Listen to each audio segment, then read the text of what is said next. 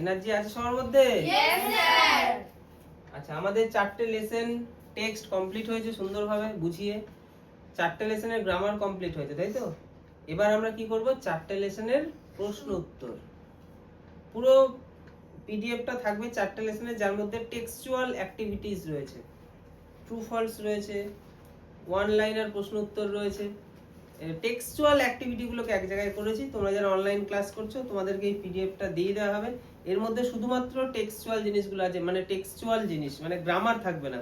Grammar তো আগের ক্লাসে আমি করে দিয়েছি, তার পিডিএফ তোমাদেরকে দেওয়া হয়েছে। টেক্সচুয়াল জিনিস আজকের ক্লাসে রয়েছে। মন দিয়ে ক্লাসটা করো। যে আজকের ক্লাসে তোমরা যেটা বুঝতে চলেছো মেনলি, যে একটা প্রশ্ন তার উত্তর লিখতে হবে। আমাদেরকে তো পরীক্ষার সময় সিন দেবে, আমরা তো এই সিন থেকে তুলে বসিয়ে দিতে পারবো। আমাদের তো বাড়ি থেকে মুখস্থ করে যেতে হবে না। তাহলে কি শেখার এখন? এখন তোমরা এটা শিখবে, একটা প্রশ্ন দিলে প্রশ্নের লাইন ধরে উত্তর কি করে লিখতে হয় এবং টেক্সটের কোন পার্ট থেকে আমরা জিনিসটাকে তুলবো। এই জিনিসটা আজকের ক্লাসে আমরা শিখতে চলেছি। দেখো, লেসন 5 প্রথমে কি রয়েছে? আঙ্কেল পজার, তাই তো? 5 নম্বর লেসন থেকে 8 নম্বর লেসন পর্যন্ত হবে, তাই তো? Second unit. আচ্ছা, দেখো আঙ্কেল বাজারের জিনিস সব মনে পড়ছে তো? গল্পটা কি দারুণ ছিল। আচ্ছা, এর প্রশ্ন উত্তর রয়েছে, দেখো এমসিকিউ, এগুলো আমি কিছু বোঝাচ্ছি না। Name the children of uncle পজার। Activity 4 এর মধ্যে কিন্তু আমরা প্রশ্ন উত্তর পাচ্ছি, তাই তো? যেটা আমাদের প্রশ্নের লাইন ধরে লিখতে হবে, এবং এটাতেই ম্যাক্সিমাম ছেলেমেয়ে পারে না। ভালো করে বুঝে নাও। Name the children of uncle Podger. Uncle পজারের ছেলে মেয়েদের নাম কি? আমরা যে কোনো নাম ওখানে পেয়েছি। আচ্ছা, তাহলে আমাদের সাবজেক্ট হচ্ছে দ্য চিলড্রেন অফ আঙ্কেল পজার। এই পুরোটা হচ্ছে সাবজেক্টিভ ফ্রেজ। বোঝা গেল? তাহলে আমাদের প্রশ্নের লাইন থেকে, এটা পুরো প্রশ্নের লাইন থেকে লিখলাম, তাই তো? এটার জন্য কিছু মুখস্থ করতে হবে? আচ্ছা, তারপর এখানে নেম কথাটা আছে, আমরা এখানে নেমড করতে পারি, ঠিক আছে? নেম রাখবো না, লাস্টে ডি যুক্ত করবো, যেহেতু পাস্ট টেন্স, অতীতের ঘটনা, তাই তো? অথবা মেনশন কথাটাও রাখা যায়। মেনশন মানে যেটা উল্লেখ করা হয়েছে, যে কোনো একটা আমরা রাখতে পারি, ঠিক আছে? কোথায় উল্লেখ করা হয়েছে? ইন দা স্টোরি, এই স্টোরিতে। হলো? তাহলে uncle Podger mention in the story, তাহলে এই পুরোটাকে আমরা এখন বলবো সাবজেক্টিভ ফ্রেজ, ঠিক আছে? মানে সাবজেক্টিভ পার্ট। আচ্ছা, এবার আমাদের ভার্ব চাই। ভার্ব কি? আর। আর কেন হলো? দেখো, যখন এত বড় সাবজেক্ট তৈরি হবে, ঠিক আছে? কি বললো? এত বড় সাবজেক্ট তৈরি হবে, তখন তোমরা এই এত বড় অংশের মধ্যে দেখো অফ কোথায় আছে? অফের ঠিক আগে যে আছে সে হচ্ছে মেন সাবজেক্ট, তাকে কেন্দ্র করে ভার্ব হবে। চিলড্রেন তো প্লুরাল, অনেক বাচ্চাকে বলে, তাই এখানে আর হলো। বুঝে গেল?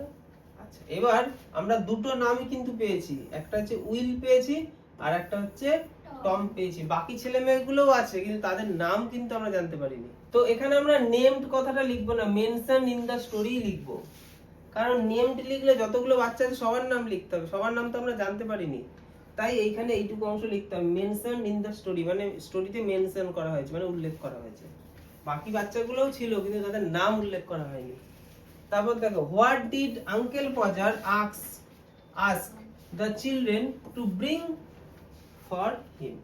দেখো, আঙ্কেল পজার তার ছেলে মেয়েদেরকে কি আনার জন্য বলেছিল? ব্রিং মানে আনা, আমরা কনজুগেশন অফ ভার্বে পড়েছি না, ব্রিং। তাহলে কি কি আনতে বলেছে? দেখো, আমরা জানি তো আঙ্কেল পজার, এটা হচ্ছে সাবজেক্ট। এই যে আমাদের আঙ্কেল পজার, দেখেছো? যদি ডিড থাকে তাহলে আস্কটা আস্কড হয়ে যাবে, মনে থাকবে? ডিড মানে পাস্ট টেন্স, তাহলে এই ভার্বটাকে পাস্ট করতে হবে। পাস্ট করতে গেলে লাস্টে ইডি যুক্ত করে দাও, আস্কড। আচ্ছা, কাকে আস্কড করেছিল? উইলকে। উইলকে কি বলেছিল? আনতে হবে। আনাকে কি বলে? To bring. কি বলে? To bring. কি আনতে হবে? হ্যামার, দা হ্যামার। হলো? আচ্ছা, তাও কমা দিলাম। তারপর টমকে বলেছিল, টমকে কি বলেছিল? আনতে হবে। তাহলে আনাকে কি বলে? To bring. টু ব্রিং কি আনতে হবে? দা রুল। হলো? তারপরে এন্ড দিলে এখানে আর কমা দেওয়ার দরকার নেই, এন্ড। আচ্ছা, আর একটা মেয়ে ছিল, মেয়েটার নাম উল্লেখ নেই, কিন্তু আমরা কি লিখতে পারি? The girl. তাকে তাকে আনতে বলেছিল, আনাকে কি বলে? To bring. কি আনতে বলেছিল? 6 পেন ওর্থ অফ নেইলস। তাহলে 6 পেন ওর্থ অফ নেইলস এটা আনতে বলেছিল। এটার মানে কি? 6 টাকা। হ্যাঁ, ওটা এখানে আনতে হবে। How did uncle Podger cut himself? Uncle Podger নিজেকে কি করে কেটে ফেলেছিল? দু অর্ধেক নয়, নিজেকে কেটেছিল আর কি। আচ্ছা, আমাদের সাবজেক্টটা তাহলে কে? আঙ্কেল পজার। ঠিক আছে, তো আমরা কিভাবে লিখতে পারি? দেখো এখানে আমি লিখেছি when, যখন, the picture, পিকচারটাতে স্লিপ কেটে গেছিল, the picture slipped, স্লিপের পাস্ট ফর্ম কি? স্লিপ। কোথা থেকে? হাত থেকে, তাহলে from his hand। আচ্ছা, তারপরে এখানে আমরা হিও লিখতে পারি, আঙ্কেল পজারও লিখতে পারি। ঠিক আছে, আমরা এখানে আঙ্কেল পজারে লিখবো, আঙ্কেল পজার। আচ্ছা, তারপর কি করব? ট্রাইড মানে চেষ্টা করা, ট্রাই মানে চেষ্টা করা, তার সেকেন্ড ফর্ম হচ্ছে ট্রাইড। কি চেষ্টা করেছিল? রক্ষা করতে। রক্ষা করাকে কি বলে? To save. কি বলে? To save. আচ্ছা, কি সেভ করতে হবে? দা গ্লাস, ওই কাঁচটাকে সেভ করার জন্য। এন্ড আর কি বলেছিল? In doing so he cut himself, and in doing so he cut himself। তাহলে যখন পিকচারটা হাত থেকে স্লিপ কেটে পড়ে গিয়েছিল, সে চেষ্টা করেছিল সেটাকে রক্ষা করতে, পিকচারটা যাতে না পড়ে যায়। তখন কি হলো? ওই রকম ভাবে তখন কি হলো? সে নিজেকে কেটে ফেললো, তখনই তো কাজটা লেগে কেটে গিয়েছিল। তারপর দেখো, why did Uncle Pojar want his coat? কি বলা আছে? why did Uncle Pojar want his coat? Uncle Podger তার কোট কেন চেয়েছিল? বলো। Why did Uncle Pojar want his coat? সে তার কোটটাকে কেন খুঁজছিল? কারণ কোটের পকেটে তার রুমাল ছিল, তাই তো? তাহলে আমাদের সাবজেক্ট হচ্ছে আঙ্কেল পজার। আচ্ছা, এখানে ডিড আছে, ডিড থাকলে ভার্বের সেকেন্ড ফর্ম হয়, তাহলে ওয়ান্ট কি হয়ে যাবে? ওয়ান্টেড। কি ওয়ান্টেড করেছিল? তার কোট, হিজ কোট। কারণ দেখো, হোয়াই দিয়ে প্রশ্ন করলে আমরা বিকজ দিয়ে উত্তর দেব, ঠিক আছে? কারণ বিকজ বানান কি? BECAUS, because. আচ্ছা, তার রুমাল, হিজ হ্যাঙ্কারচিফ। বলো, হিজ হ্যাঙ্কারচিফ। এই উচ্চারণে কিন্তু অনেকে পাচ্ছে না, হ্যান্ডকারচিফ না, হ্যাঙ্কারচিফ বললেই হবে, ঠিক আছে? হ্যাঙ্কারচিফ। আচ্ছা, হ্যাঙ্কারচিফটা ছিল, তাহলে হ্যাঙ্কারচিফ সিঙ্গুলার, একটাই রুমাল, তাহলে ওয়াজ। কোথায় ছিল? পকেটে ছিল। কিসের পকেটে ছিল? কোটের পকেটে ছিল। যে কোনো কোটের পকেটে না ওই কোটটার পকেটেই ছিল, তাহলে দা কোট পকেট। পকেটের কোথায় ছিল? ভেতরে ছিল, তাহলে ইন দা কোট পকেট। বুঝা গেল? তাহলে in the coat pocket. And এখানে কমা দেবো না, এন্ড থাকলে কমা দেবো না, এন্ড। তারপরে কি হয়েছিল? সে তার প্রয়োজন হয়েছিল তো, হি নিডেড কোনটাকে? রুমালটাকে, ইট, তাই তো? সে রুমালটাকে চেয়েছিল কেন? কি করতে? বাঁধতে হবে, রুমালটা দিয়ে সে বাঁধবে কাটা জায়গাটায়, টু বাইন্ড। কি বাঁধবে? তার ফিঙ্গারটা। কি রকম ফিঙ্গার? কাটা ফিঙ্গার। কার কাটা ফিঙ্গার? তার কাটা ফিঙ্গার, হিজ কাট ফিঙ্গার। বোঝা গেল? লিখতে পারবে এরকম ভাবে? তারপরে where did he find his coat? সে তার কোটটাকে কোথায় পেয়েছিল? এই যে কোট কাণ্ড বাবারে, তাই তো? তাহলে আমাদের সাবজেক্ট কি? হি। বসিয়ে দিলাম। এখানে ডিড আছে, ডিড থাকলে ফাইন্ড কি হয়ে যাবে? Found, second form, found. আচ্ছা, ফাউন্ড কোথায় ফাউন্ড করেছিল? Found that he had been sitting, কোটটার উপরে, on the coat all along. মানে সে নিজে একাই আর কি ওই কোটের উপরে বসেছিল, তাই সে কোটটাকে খুঁজে পাচ্ছিল না, দেখি? তাহলে হি ফাউন্ড দ্যাট, সে পেয়েছিল যে, কি পেয়েছিল? সে নিজেকে পেয়েছিল। কোথায় পেয়েছিল? যে সে বসেছিল কোটের উপরে। এভাবে আমরা লিখে দেব। Now give two instances to show the carelessness of uncle Podger. তাহলে আঙ্কেল পজারের কেয়ারলেসনেস এর দুটো উদাহরণ দিতে বলছে, তাই তো? দুটো উদাহরণ। আচ্ছা, তাহলে আমরা প্রশ্নের লাইন ধরে লিখতে পারি টু ইনস্ট্যান্সেস, তাই তো? Two instances. আচ্ছা, কার instances? Uncle Podger, of uncle Podger. Two instances of uncle Podger's carelessness. ঠিক আছে, এই পুরোটা হয়ে গেল সাবজেক্টিভ পার্ট। আচ্ছা, তারপরে কি লিখবো? আমাদের ভার্ব। ভার্ব হচ্ছে আর। আমি একটু আগে কি বললাম? যদি সাবজেক্টিভ পার্টটা অনেক বড় হয়, দেখবে অফ কোথায় আছে? অফের ঠিক আগেই হচ্ছে মেন সাবজেক্ট। সে যদি সিঙ্গুলার হয় তাহলে সিঙ্গুলার ভার্ব, প্লুরাল হলে প্লুরাল ভার্ব। এখানে কি আছে ইনস্ট্যান্সেস, লাস্টে এস আছে প্লুরাল, তাই এখানে কি হলো আর। আচ্ছা আর দেওয়ার পর এবার আমরা পরপর লিখবো। ফার্স্ট, তাহলে প্রথমটা কি ছিল, সে তো ফেলে দিয়েছিল পিকচারটা এবং নিজের হাতটা কেটে ফেলেছিল, এটা একটা জঘন্য কাজ, বোকা বোকা কাজ, ঠিক আছে। আর দ্বিতীয় কাজটা কি করেছিল সে, হ্যাঁ সে ওই রুমালটা খুঁজছিল যেটা তার কোটের পকেটে ছিল এবং কোটটার উপরে সে বসেছিল। তো এইরকম দুটো ঘটনা রয়েছে যেটা আমরা লিখতে পারবো। এখানে আমি সুন্দর করে লিখেছি, তোমরা নিজেরা একটু পড়ে নিও আর টেক্সট থেকেও কিছু অ্যাড করতে পারো।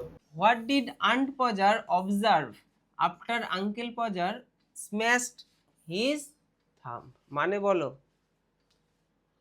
ওই যে আন্ট পজার সব দেখছে না যা কাণ্ড ঘটছে, সে অবজার্ভ করে সে কি বলেছিল, এই যে চারিদিকে তছনছ করছে যে আঙ্কেল পজার, আন্ট পজার তো দেখেছে, তারপর তার কি ফিলিংস আগে থেকে জানিও, আমি চলে যাবো আমার বাপের বাড়ি, তোমার কাজ কমপ্লিট হলে তারপর ডেকো, নাকি? তাহলে আমাদের সাবজেক্ট হচ্ছে আন্ট পজার, এই যে আন্ট পজার, ঠিক আছে। এখানে কি আছে ডিড, ডিড থাকলে ভার্বের সেকেন্ড ফর্ম, অবজার্ভ দ্যাট, যে অবজার্ভ করেছিল যে। তারপর এখান থেকে যেটা আছে তোমরা টেক্সট থেকেই লিখে দেবে, টেক্সট একদম ডিটো লাইন আছে, এগুলো মুখস্থ করার কোনো দরকার নেই। সে আশা করেছিল নেক্সট টাইম আঙ্কেল বাজার যদি বলে, এইসব জিনিস আর পড়ছি না, তোমরা নিজেরা টেক্সট থেকে লিখে দেবে। এমনি বাংলার কাহিনী তো মনে আছে? আচ্ছা, তারপরে হাউ ডিড আঙ্কেল বাজার react after finishing the task? Task যখন কমপ্লিট হয়ে গেল তার রিয়াকশন কেমন ছিল? এই ছোট্ট একটা কাজ, এর জন্য লোকটাকে, এরকম রিয়াকশন ছিল না? তাহলে আমরা কিভাবে লিখবো সাবজেক্টিভ পার্টটা? সাবজেক্টিভ পার্ট না, এটা একটা অতিরিক্ত অংশ, যে আফটার ফিনিশিং দ্য টাস্ক, এই যে after finishing the task text থেকে, মানে আমাদের প্রশ্নের লাইন থেকে লিখলাম। এবার আমাদের সাবজেক্ট হচ্ছে আঙ্কেল পজার, তাই তো? আঙ্কেল পজার হলো। আচ্ছা, এখানে ডিড আছে, ডিড থাকলে ভার্বের সেকেন্ড ফর্ম হয়, তাহলে এখানে আমরা রিয়াক্টেড লিখতে পারি।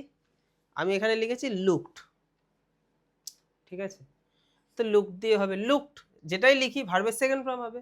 Looked at the smashed up wall and the crook picture with pride, মানে এখান থেকে আমরা জিনিসটা লিখে দিতে পারি যে সে লাস্টে কি দেখলো, লাস্টের একদম লাস্টের অংশ, সে আর কি মানে মানে চারিদিকে অচনচ করলো, তারপরে পিকচারটা একটু বেঁকে ছিল গর্বের সাথে, তারপর সে বলল যে এই ধরনের ছোট্ট কাজের জন্য লোকটাকে, এটা আমরা টেক্সট থেকে লিখে দেবো।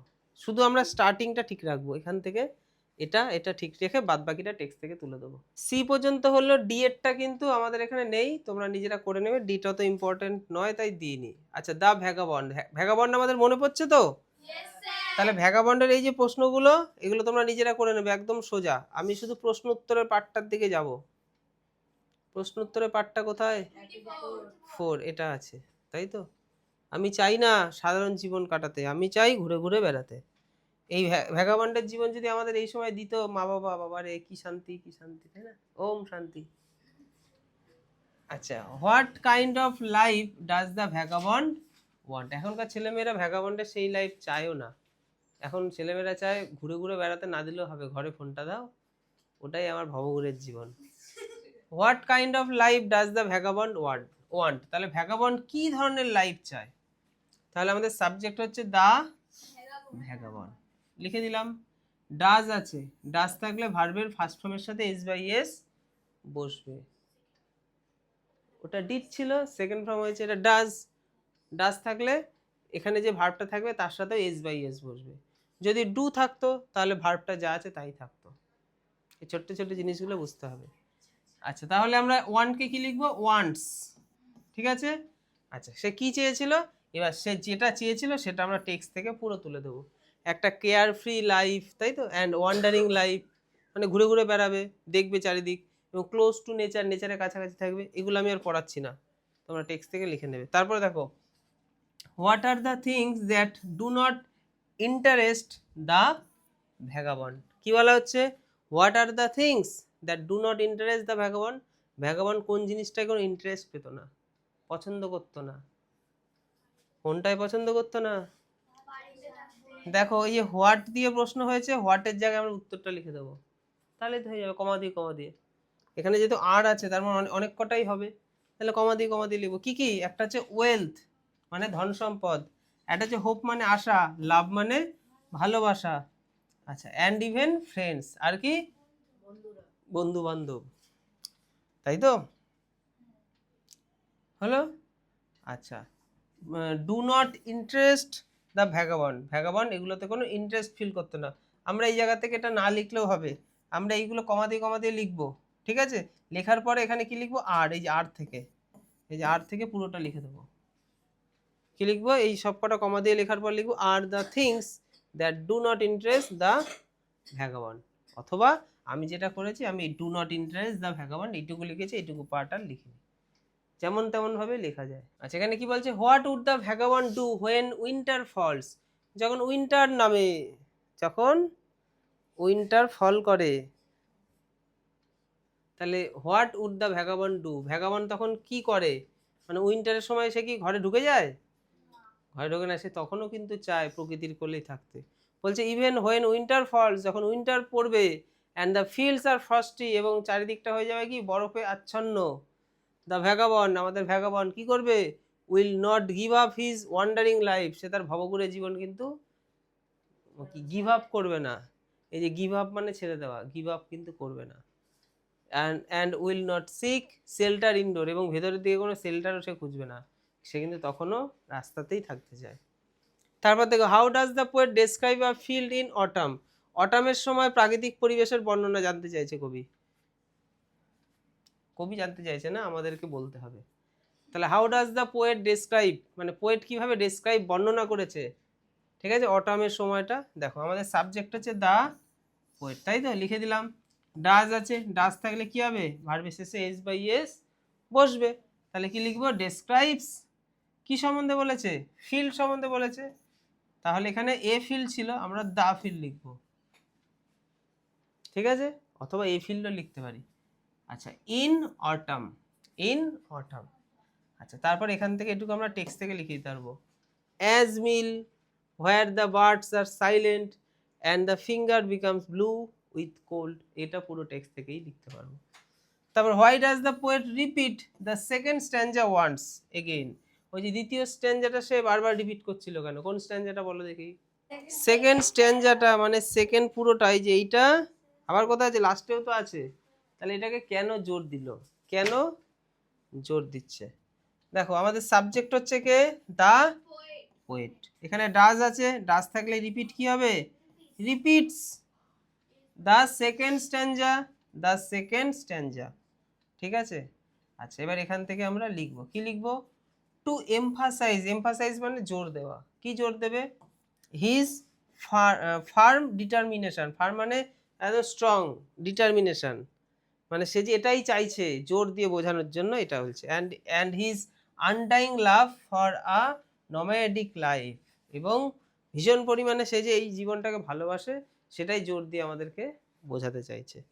তো what message does the poet want to give through the poems, তাহলে এই পোয়েমের মধ্যে দিয়ে কবি আমাদের কি মেসেজ দিচ্ছে, তাহলে through this poem the poet convince, প্রশ্নের লাইন ধরে লিখবো, আমাদের সাবজেক্ট হচ্ছে কি, দা পোয়েট, এখানে বলেছে না through, through the poem, through the poem আছে না, তাই আমরা থ্রু দ্য পোয়েম অথবা দিস পোয়েম যে কোনো একটা লিখতে পারি, ঠিক আছে, দা লিখবো না, দিস পোয়েম লিখবো, উত্তর লিখছি দাটা দিস করে দেবো, তাহলে থ্রু দিস পোয়েম কমা, এবার আমাদের সাবজেক্ট হচ্ছে দা পোয়েট হলো, এখানে ডাজ আছে, ডাজ থাকলে কি হবে, ভার্বের শেষে এস বাই এস বসবে।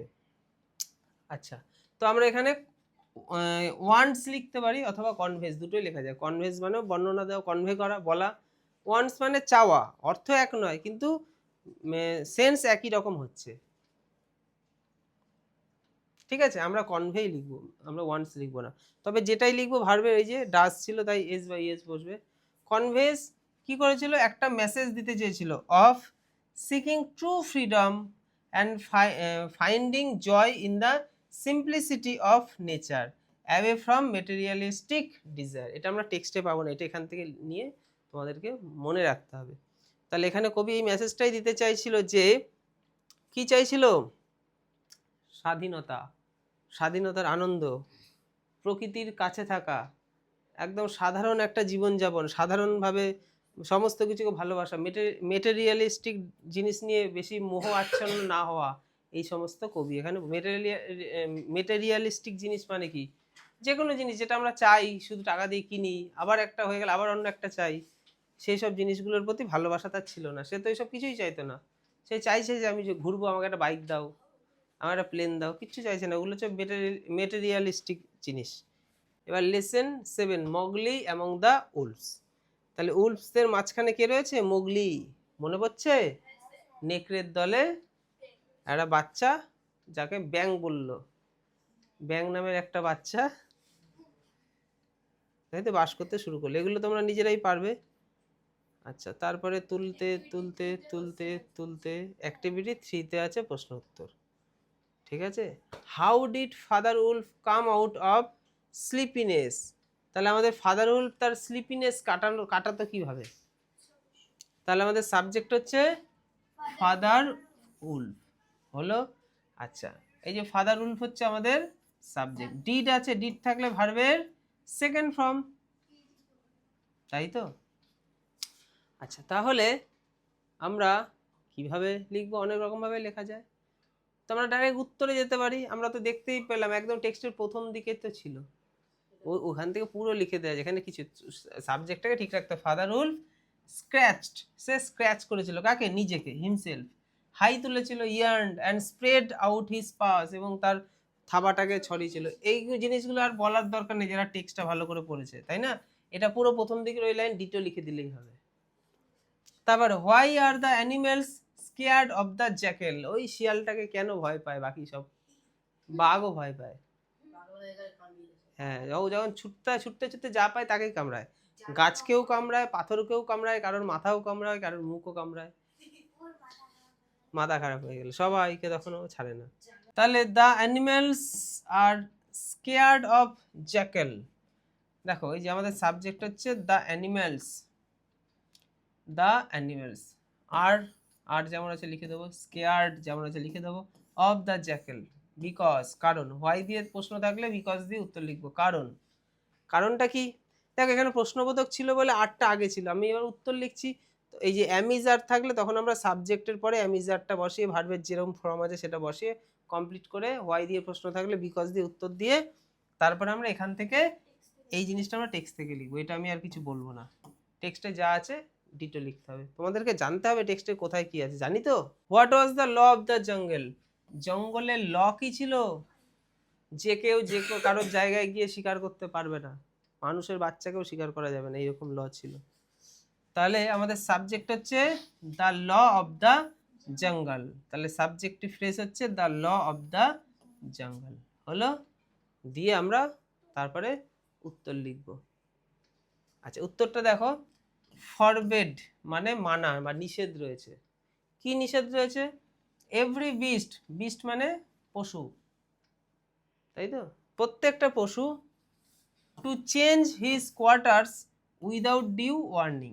প্রত্যেকটা পশু তাদের কোয়ার্টার চেঞ্জ করতে পারবে না ওয়ার্নিং ছাড়া, মানে জানানো ছাড়া, জানাতে হবে তারপর পারবে। আর কি? অ্যান্ড অলসো ফরবেড, এবং আরো মানা ছিল, কি ছিল? দেম, তাদেরকে, টু হান্ট ম্যান, মানুষ শিকার করার ক্ষেত্রেও মানা রয়েছে। Why was father Wolf angry on hearing the loud রোয়ার অফ দ্য টাইগার? তাহলে আমাদের ফাদার উলফ ওই টাইগারের জোরে আওয়াজ শুনে কেন, কি বলে, কি বলে, অ্যাংরি হয়েছিল কেন, রেগে গিয়েছিল কেন? কেন রেগে গিয়েছিল? ওই যে বাঘটা আসছিল গর্জন করতে করতে, কেন? হ্যাঁ, ওর গর্জনের আওয়াজে তো বাকি শিকারগুলো পালিয়ে যাবে। তাহলে ফাদার উলফ, এটা হচ্ছে আমাদের সাবজেক্ট। আচ্ছা, হেল্পিং ভার্ব থাকলে সেটা লিখবো, ওয়াজ অ্যাংরি। হোয়াই দিয়ে প্রশ্ন থাকলে আমরা বিকজ দিয়ে উত্তর করবো, তাই তো, বিকজ, কারণ। আচ্ছা, এবার এখান থেকে লিখবো, the tiger was making a loud noise. তাহলে টাইগারটা তৈরি করছে কি? লাউড নয়েজ, দ্যাট, যেটা, would frighten all the animals, যেটা সমস্ত অ্যানিমেলকে ভয় পাই দিতে পারে। এই জায়গা থেকে আমরা কিন্তু টেক্সট থেকে লিখতে পারবো। কেউ জানে না, সবাই তো জেগে যাবে, আমরা কি করে শিকার করব? এই যে making it difficult for the wolves to hunt, উলফের কাছে এটা অনেক বেশি কঠিন হয়ে যাবে হান্ট করার জন্য। হান্ট মানে কি? শিকার। What was the most wonderful thing in the world, এই ওয়ার্ল্ডের সব থেকে ওয়ান্ডারফুল থিং কি? ওই যে নেকড়েদের কাছে মানুষের বাচ্চা, যেটা তারা আগে কোনোদিন দেখেনি, এটাই হচ্ছে এই বিশ্বের সব থেকে ওয়ান্ডারফুল থিং। তাহলে সিং আ ন্যাক্ট ব্রাউন বেবি, ন্যাক্ট মানে কি? খালি, জামা কাপড় নেই, ঠিক আছে, ব্রাউন কালারের একটা baby. Who could just walk, যে সবে হাঁটা শিখেছে। And was not afraid of anything, এবং সে কোনো কিছুকেই ভয় পাচ্ছে না, কারণ ওকে যখন তখন যে কেউ খেয়ে নিতে পারে, ও ভয় নেই। Was the most wonderful thing in the world, এটাই ওই ওয়ার্ল্ডের সব থেকে কি বলে সুন্দর জিনিস। একটা মানুষের বাচ্চা, তাকে আবার এরকম ভাবে দেখা যে ভয় পাচ্ছে না পশুদের দেখে, এর থেকে সুন্দর আর কি হয়। Describe the brown baby as he came to the wolf's den, তাহলে উলফসের ডেনে, ডেন মানে গুহা, তাহলে গুহাতে কারা এসেছিল? ওই ব্রাউন বেবি যে এসেছিল তার সম্বন্ধে একটু বর্ণনা দিতে বলছে, তাই না? তাহলে সে ন্যাকেড ছিল, তাই তো। The brown baby was naked, মানে তার শরীরে সেরকম পোশাক আশাক ছিল না।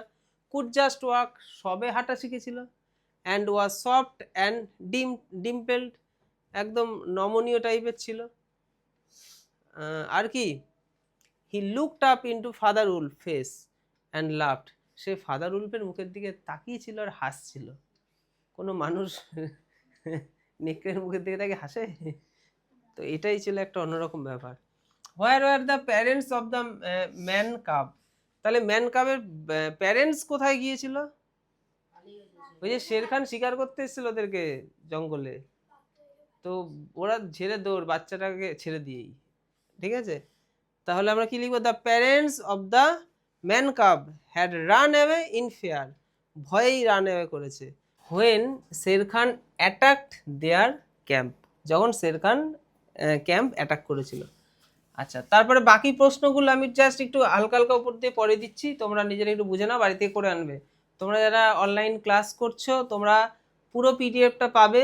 তো এই জায়গাটাতে বাকি প্রশ্নগুলো নিয়ে আমি আর আলোচনা করছি না, তোমরা পিডিএফটা নিয়ে নেবে বাড়িতে পড়তে গিয়ে। এটার জন্য ডাউট ক্লিয়ারিং ক্লাসই থাকলো, কোনো প্রশ্ন যদি বুঝতে অসুবিধা হয় সেখানে জানিও। পিডিএফটার মধ্যে দেখো আরও রয়েছে, এরপর স্টোরি অফ প্রজারপাইন রয়েছে, ঠিক আছে, তারও প্রশ্ন উত্তর রয়েছে, সম্পূর্ণটাই রয়েছে, সুন্দর করে গুছিয়ে দেওয়া হয়েছে, তোমরা সুন্দরভাবে জিনিসগুলো পেয়ে যাবে। এখানেও প্রশ্ন উত্তর আছে, এগুলো নিয়ে আর আলোচনা করছি না, ঠিক আছে। পুরো পিডিএফটা পাবে, কোথাও ডাউট থাকলে ডাউট ক্লিয়ারিং ক্লাসে